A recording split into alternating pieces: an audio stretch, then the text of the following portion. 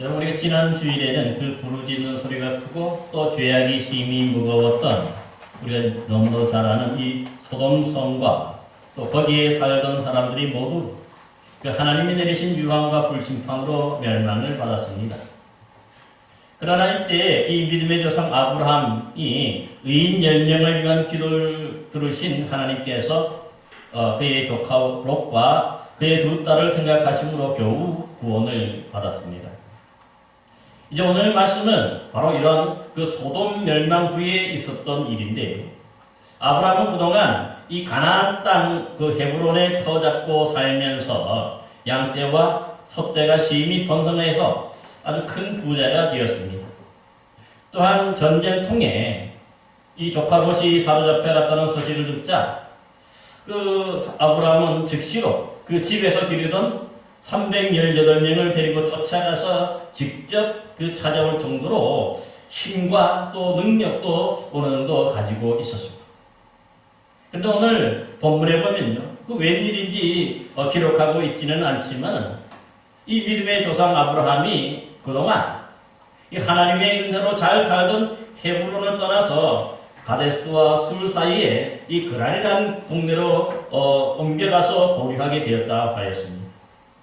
아마 기록하고 있지는 않지만 아마도 당시에 이 초당의 여건에 따라서 늘 옮겨다니는 그런 유목민의 특성으로 볼 때에 그동안에 함께 있었던 이 헤브론 초장이 여건이 그만 변하여서 목축하기가 어려워지자 좀 더 나은 여건을 갖춘 이런 그랄로 내려갔을 것으로 보입니다. 여러분, 하지만 이 낯선 그랄 지역으로 옮겨간 아브라함은요, 이 목축하기에는 좀 더 좋았을지 몰라도 이미 그곳을 다스리고 있었던 그랄랑 아비멜렉에게는 이 자신의 하나밖에 없는 아내 이 사라를 빼앗길 위기를 만나게 됩니다. 사실 이 당시 풍습에 의하면요, 뭔가 이 낯선 땅에 들어가게 되면 먼저 그 땅을 다스리고 있었던 그 왕에게 자신들은 침략자가 아니라는 것을 증명하기 위해서 또 이 자기 딸이나 아니면은 자신의 이 가족 중에 여자 한 명을 내어줌으로써 뭔가 이 혈연 관계를 맺어서 맺게 하는 것이 보통이었습니다. 그러니까 만약 이때에 뭔가 이 자신의 그 가족 중에서 여자 한 명을 내어주지 않으면 곧 그 땅을 침략하러 온 적대자로 받아들여서 서로가 목숨을 걸고 싸울 수밖에 없는 그러한 상황도 벌어질 수가 있었던 것이죠. 그런데 여러분 어떻습니까? 이 아브라함에게는 사실 이 가족에는 여자들이 없었어요. 주로 누구밖에 없습니까? 그의 아내 사라 외에는 딸도 없었고 또 혈연으로서 함께하는 그런 사람이 없었던 것이죠. 그러자 이 아브라함은요, 이 그랄왕 아비멜렉에게 인사하면서 자신의 아내 사라를 바로 자신의 누이라고 그렇게 얘기함으로 인해서 이 아비멜렉은 자연스럽게 또 이 사라를 데려가서 취하려고 하는 것도 볼 수가 있는 것이죠. 그러니까 그랄랑 아비멜렉이 이 사라를 데려간 이유는 사실 어떤 사라의 미모에 반해서가 아니라 바로 이 여인과의 정략적인 결혼을 통해서 서로 이 혈연 관계를 맺어서 신분 관계를 유지하기 위함임을 우리가 엿볼 수가 있습니다. 여러분, 그런데 이 그랄랑 아비멜렉이 이런 신분 관계를 맺기 위해서 데려간 사라는 사실 누구입니까? 우리가 창세기 17장에 보면 아브라함의 나이 99세 때에 여호와 하나님께서 나타나셔서 그 아내의 이름을 사라로 바꾸어 주시면서 내가 네게 아들을 낳게 하여 주어 열국의 어미가 되게 해주시겠다고 하는 약속하고 언약을 한 여인입니다. 또 18장에도 보면은요, 하나님의 천사들이 내년 이맘때 내 아내 사라에게 아들이 있으리라 약속하였을 때에 사라가 그 장막 문 뒤에서 듣고 내가 노쇠하였고 내 주인도 늙었으니 내게 무슨 즐거움이 있으리요 하였습니다. 그러자 하나님은요, 여호와께 능치 못한 일이 있겠느냐? 기한이 이를 때에 내가 내게로 돌아오리니 사라에게 아들이 있으리라고 그렇게 분명하게 약속하고 언약한 그런 여인인 것을 볼 수 있습니다. 그만큼 사실 이 아브라함의 아내 사레는요, 이미 하나님께서 뭔가 새롭게 열어주시는 그 믿음의 역사를 이어가게 될 아들을 낳을 자로 이미 준비되고 예비된 여인이었어요. 그러기에 하나님에 의해서 선택에 의해서 이렇게 준비되고 예비된 여인인데 지금 누군가에 의해서 이렇게 더럽혀져서는 안 될 그 무엇보다도 소중한 여인임을 우리가 볼 수가 있습니다. 여러분, 그런데 이렇게 그럼에도 불구하고 이 아브라함과 그 가족들의 목숨이 위협받는 이런 어려움이 봉착하게 되자 그가 살기 위해서 결코 내어줘서는 안 되는 아내 사레를 누이라고 함으로써 그만 내어주게 되는 것도 볼 수가 있는 것이죠. 여러분, 그러면요, 이렇듯 그랄람 아비멜렉이 사람을 보내 데려간 아브라함의 아내 사레는 그 후에 어떻게 됩니까? 사실 사라를 데려간 그날 밤에 여호와 하나님께서 직접 이 그랄람 아비멜렉에게 현몽하셨다고 합니다. 현몽이라 하는 것은 꿈에 나타나셨다는 뜻이죠. 그래서 하시는 말씀이 내가 데려간 이 여인으로 말미암아 내가 죽으리니 그는 남편이 있는 여자라고 다시 한번 하나님이 경고하십니다. 그러니까 하나님은 이 아비멜렉에게 바로 이 여인으로 말미암아 내가 죽게 될 것임을 분명하게 경고하는 것을 볼 수 있습니다. 왜 그럴까요? 오늘 본문에 보면 그 이유가 나타나 있는데 사실 그랄람 아비멜렉이 데려간 이 여인, 이 사라는요, 이미 결혼하여서 남편이 있는 여자라고 했어요.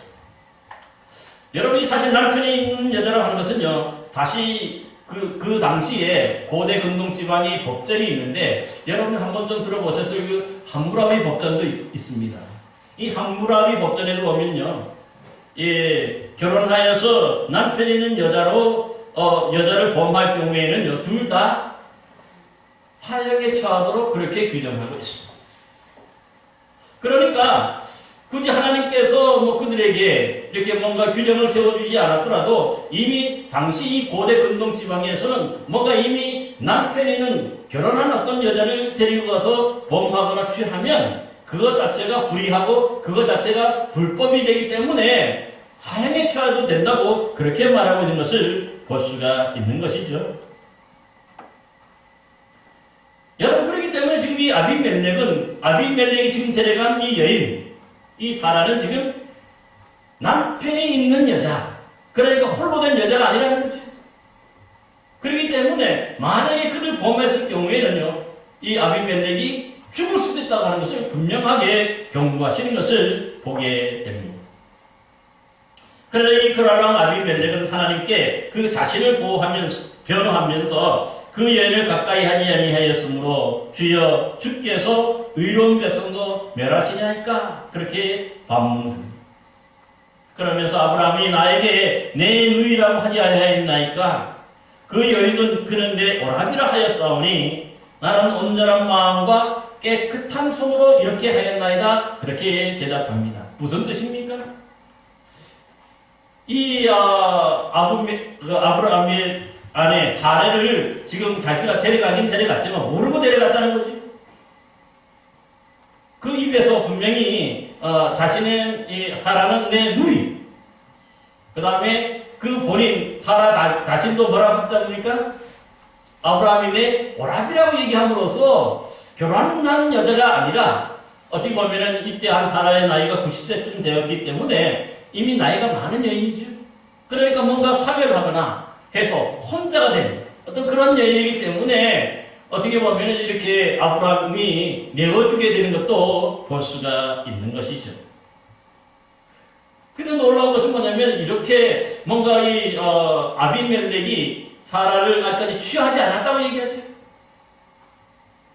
그러니까 범하지 않아요. 또 한 가지가 뭡니까? 자신은 그러니까 그래서 이 사람을 강제로 억지로 데려온 것도 아니라고 얘기하는 거지. 그렇기 때문에 온전한 마음, 깨끗한 손이라고도 또 얘기해. 그렇기 때문에 뭐라고 합니까? 주께서 의로운 백성도 멸하시나이까 합니다. 그러니까 잘못하지 않은 사람, 잘못하지 않은 이러한 사람도 이렇게 멸해도 됩니까? 하나님께 그렇게 반문하는 것임을 볼 수가 있습니다. 아마 이 미리 이렇게 해서 이 사라를 보냈다면 하나님께 이렇게 대답을 못하겠죠. 그러니까 아직까지 이 사라는요, 정상적으로, 합법적으로 그렇게 결혼하지 않은 상태이기 때문에 뭔가 아마 며칠 더 준비하면서 아마 결혼을 하겠지. 그렇기 때문에 그날 밤 당장에 하지 않고 하나님이 바로 그날 밤에 역사하셔서 아브라함의 아내이기 때문에 이미 결혼한 여자이기 때문에 그를 취하지 말고 다시 돌려보내라고 얘기해요. 그게 바로 하나님의 공의이기 때문에. 뿐만 아니라 여기 보면 놀라운 일을 한 가지 얘기하죠. 이렇게 아브라함의 아내를 돌려보내는 것뿐만 아니라 그 다음에 아브라함의 위상을 아주 높여주는 것을 볼 수 있습니다. 뭐라고 하냐면 아브라함은 하나님의 선지자라고 얘기해요. 그래서 아브라함이 기도하면 너도 살 수 있고 아브라함이 너를 위해 기도하지 않으면 너가 죽을 수도 있다고 얘기해요. 그러니까 무슨 뜻입니까? 아브라함이 비록 외지에서 들어온 낯선 사람이고 어떻게 보면 약자이지만은 만약에 그의 아내를 취하거나 이렇게 하면은 아브라함이 기도하지 않겠죠? 그러면은 너가 죽을 수도 있다. 그러나 아브라함이 너를 위해 기도하면은 너가 살게 된다고, 살 수 있는 길이 열린다고 하나님이 그렇게 말씀하는 거예요. 그러니까 앞으로도 아브라함에게 이 사라를 탐내지도 말고 또 아브라함을 해서도 안 된다는 거죠. 이걸 분명하게 말씀하는 것을 볼 수가 있는 것이죠.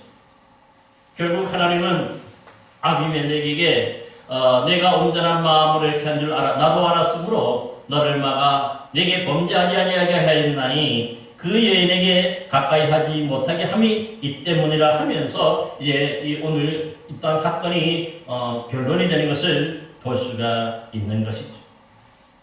여러분은 오늘 이 말씀을 통해서 우리 신앙인들이 어떻게 무엇을 배울 수 있을까요? 먼저는 보면요, 뭔가 낯설고 어려운 환경 속에서 살아남기 위해서 잘못된 수단과 방법을 사용하게 되다 보면은 그것 자체가 다른 사람들까지도 시험에 들게 하고 그 사람에게 큰 해를 끼치게 된다는 것을 우리에게 가르쳐 줍니다. 그럴 때 대개 보면은요, 뭔가 당장의 위기, 당장의 어려움을 극복하기 위해서는 그냥 사실을 감추고 진실을 감추고 뭔가 그럴싸한 얘기를 만들어서 이렇게 위장하고 포장해서 알려주다 보면은 결국 그것 때문에 다른 사람도 큰 위기를 만나게 되는 것을 말씀하게 되고 있는 것이죠.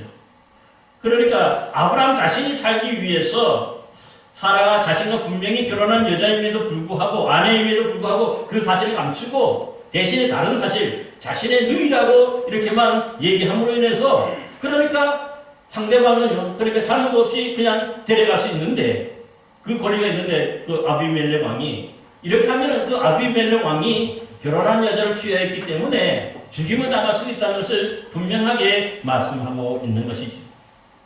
오늘날도 보면요, 사람들이 보면 우리 신앙인들도 하나님을 믿는다는 그런 신앙인이면서도 일단 뭔가 어려움이나 일단 이런 위기를 만나게 되면 먼저 넘기고 보자 이런 마음으로 어떻습니까? 그 진실을 감추고 대신에 다른 그럴싸한 그런 변명이나 이유를 들어서 또 거짓말을 보태서 뭔가 위장하거나 포장해서 그렇게 얘기하다 보면 어떻습니까? 나는 괜찮을 수 있지만, 나는 위기를 모면할 수 있지만 상대방이 더 큰 위험, 더 큰 어려움을 당할 수 있다는 것도 우리가 기억해야 하는 것이죠. 여러분, 그래서 보면요, 우리 신앙인들이라면요, 아무리 자신이 어려워지고 아무리 큰 해를 받게 된다고 해도 믿음의 사람이라면 거짓이 없이 정말 정정당당하게 진실을 말하고 옳은 방법으로 대처해야 하는 것이죠. 여러분은 하나님의 길을 열어주시고 저와 여러분 모두도 이런 어렵고 힘들다고만 해서 일단 내가 살고 보자고 하는 그런 인간적인 욕심 때문에 뭔가 이렇게 거짓으로 위장하고 뭔가 포장하다 보면은요, 다른 사람이 그만큼 더 다칠 수 있다는 것을 기억하시고 어느 상관에선 간에 우리 모두가 다 진실하고 정직하고 하나님 앞에 올바르게 행할 수 있는 저와 여러분 되시기를 간절히 기원합니다. 또한 오늘 본문을 통해서 두 번째 우리가 또 생각해 볼 수 있는 것은요, 이 아비멜렉이라고 했는데 이 왕이 온전한 마음과 깨끗한 손으로 자신을 행했다고 그렇게 얘기를 해요. 이게 무슨 뜻입니까? 여러분, 여기서 온전한 마음이라 하는 것은요, 자신이 일부러 남의 아내를 탐내거나 욕심내지 않았다는 뜻이죠. 그러니까 그 동기가 결코 잘못되지 않고 오히려 그 당시의 관습에 따라서 적대감 없이 더 잘 지내기 위해서, 혈연의 친분을 맺기 위해서 바로 이 사라를 취한 것이거든요. 그렇기 때문에 뭔가 그 사라를 자기가 욕심내거나 뭔가 뭡니까? 그런 마음이 전혀 없었다는 거죠. 동기가 그런 게 전혀 없었다는 거죠. 또 한 가지는 깨끗한 손이라고 했는데 이것도 뭡니까? 이 아비멜렉 왕이 사라를 데리고 올 때에 어떤 강제라든가 억지로 그렇게 빼앗이 그렇게 데려온 것이 아니죠. 거기도 보면은 정당하게 그렇게 해가지고 데리고 왔다. 누이라 그리고 또 내 오랍이라고 함으로 인해가지고 그렇게 자연스럽게 따라왔다는 뜻이죠. 왜냐면 그 당시 관습이었어. 그렇기 때문에 뭔가 그 동기라든가 마음의 동기라든가 그의 행동에 있어서 잘못한 것이 하나도 없다는 거예요. 오히려 보면요, 이것이 진짜 믿음의 삶 아닙니까? 하나님을 믿고 하나님을 경외하는 우리의 성도라면 당연히 이렇게 뭔가 그 동기라든가 그 수단과 방법에 있어서도 올바라야 되는 것을 말씀합니다. 여러분, 우리 주님 예수님께서도 산상수훈의 말씀을 가르쳐 주시면서 이렇게 말씀하셨어요. 이같이 너희 빛이 사람 앞에 비치게 하여 그들로 너희 착한 행실을 보고 하늘에 계신 너희 아버지께 영광을 돌리게 하라. 또한 우리가 잘 아는 대로 고린도전서 10장 31절에는 이렇게 말씀하죠. 그런즉 너희가 먹든지 마시든지 무엇을 하든지 다 하나님의 영광을 위해서 하라. 사랑하는 성도 여러분, 이게 신앙인의 어떤 그런 진짜 삶이기 때문에 그런 거죠. 우리의 착한 행실, 착한 선한 행동을 통해서 이게 뭡니까? 하나님의 영광이 됩니다. 거기에는 뭔가 이 착하고 선하다고 하는 것 자체가 우리가 뭐 악의가 없고 그 방법도 우리가 순수하다는 그런 뜻이죠. 사랑하는 성도 여러분, 그러므로 저와 여러분들도 정말 주님의 자녀답게 또 우리 신앙인답게 먹든지 마시든지 무엇을 하든지 다 온전한 마음과 그 깨끗한 손으로 행하여서 하나님 아버지께 영광을 돌리는 저와 여러분 되시기를 간절히 기원합니다. 또 한 가지 세 번째로 보니까 오늘 본문 말씀이 어떻습니까? 사실 뭔가 인간적으로는 도저히 해결의 길이 잘 보이지 않을 수 있는데 그러나 아무리 어렵고 힘든 문제도 하나님이 역사하시면 어떻게 됩니까? 그 길이 열려지고 뚫려지는 것을 여러분 기억하시기 바랍니다. 사실 이 믿음의 새 역사를 이어갈 아들을 낳을 이 사라가 그만 이 아비멜렉이 데려감으로 더럽혀질 위기를 만나지만은요, 이 아브라함의 입장에서는 이 사라를 구원할 수 있는 길이 없는 거죠. 어떻게 보면 그대로 당할 수밖에 없다고 생각했는데, 근데 어떻습니까? 하나님이 역사하시는 거예요. 이 모든 것을 다 보시는 하나님이 역사하시잖아요. 그 역사하시니까 당연히 뭡니까? 그 아내가 범해지지 않도록, 잘못되지 않도록 보호하시고 지켜주시죠. 막아주실 것을 볼 수 있어요. 하나님이 지켜주시고 하나님이 막아주시니까 꿈에 현명하셔서 그렇게 하시니까 사라가 뭡니까? 온전하게 구원받게 되는 것도 보게 되는 것이죠.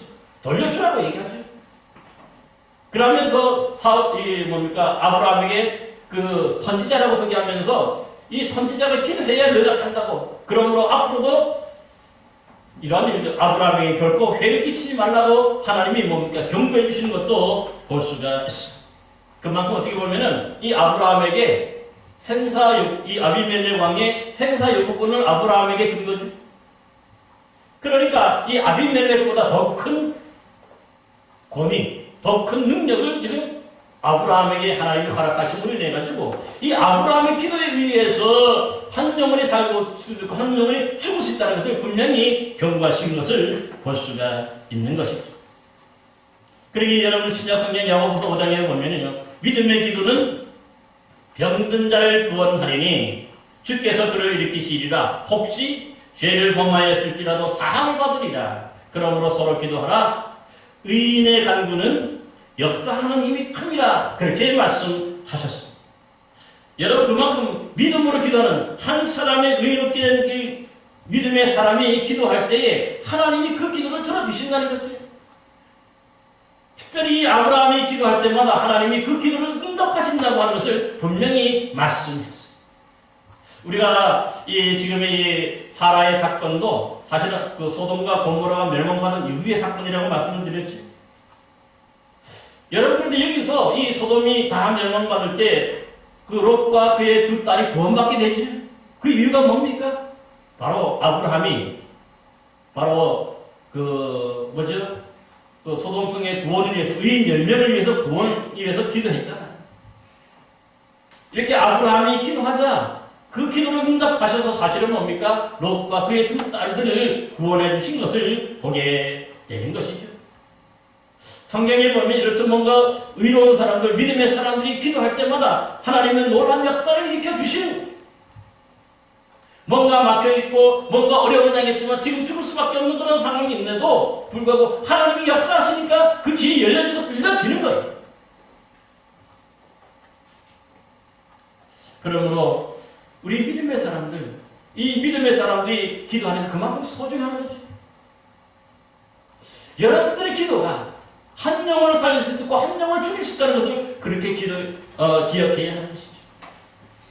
엘리야가 그래서 3년 6개월간 비가 오지 않던 그것을 위해서 엘리야가 기도할 때 하나님이 들어주시니까 어떻게 됩니까?